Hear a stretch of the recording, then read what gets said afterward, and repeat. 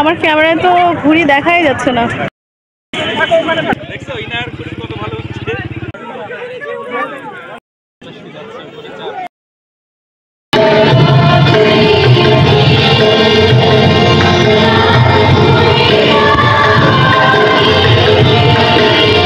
আসসালামু আলাইকুম সবাইকে।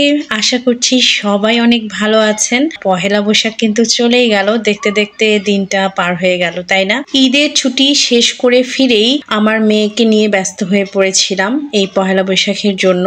প্রতি বছর পহেলা বৈশাখটা আলহামদুলিল্লাহ খুব ভালো কাটে। এই বছর আরো বেশি ভালো কেটেছে আমার মেয়ের জন্য, কারণ আমার মেয়ে এই বছর প্রথমবারের মতো মঞ্চে গান পরিবেশনা করেছে। পহেলা বৈশাখে ওদের আর্ট ছিল, সেটাতে আবার ফার্স্ট হয়েছে। আমার ক্যামেরায় তো ঘুড়ি দেখাই যাচ্ছে না। না,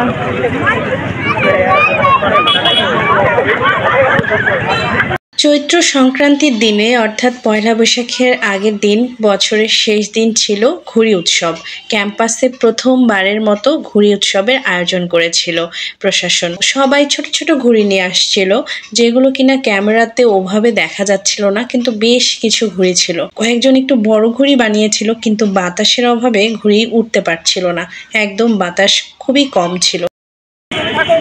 আলা তুমি থাকো, তুমি যাও।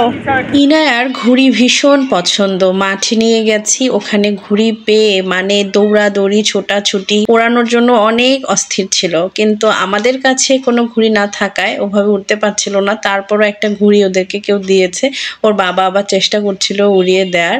অনেক ভালো সময় কেটেছে এই জায়গাটায়।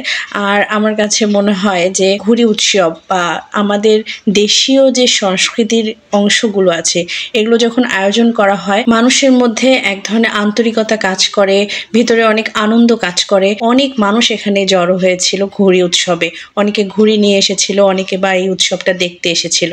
ঘুড়ি উৎসব শেষে আমরা বসে অনেক সময় ধরে আড্ডা দিয়েছি। এরপরে ছিল ফানুস উৎসব। ফানুস উৎসব আমার ভীষণ ভালো লাগে। ফানুস ওড়ানোর চাইতে ফানুস উড়ে যাচ্ছে, এটা দেখতে আমার অনেক বেশি ভালো লাগে। তো দুইটা ফানুস বাঁধন নিয়েছিল, দুইটাতে দুই রকম সমস্যা ছিল, কিন্তু বাঁধন উড়িয়েই ছেড়েছে। এই জিনিসটা আমার খুব ভালো লেগেছে। বাচ্চারা তো এগুলো দেখলে অনেক বেশি আনন্দ পায়। বাচ্চার আনন্দ দেখলে আমার মন ভরে যায়। ঈদের ছুটি শেষে বাড়ি থেকে ফিরে প্রতিদিনই ইনার রিহার্সেল ছিল। আর ছোট বাচ্চা রিহার্সেল করতে গিয়ে বলে যে কেন প্রতিদিন একই গান রিহার্সেল করতে হবে, সেটা আমাকে বোঝাতে হতো যে হ্যাঁ, তুমি যদি প্রতিদিন একই গান রিহার্সেল না করো তাহলে তুমি ফাইনালি গাইবা কেমন করে, এরকম বুঝিয়ে বুঝিয়ে নিয়ে যেতে হতো।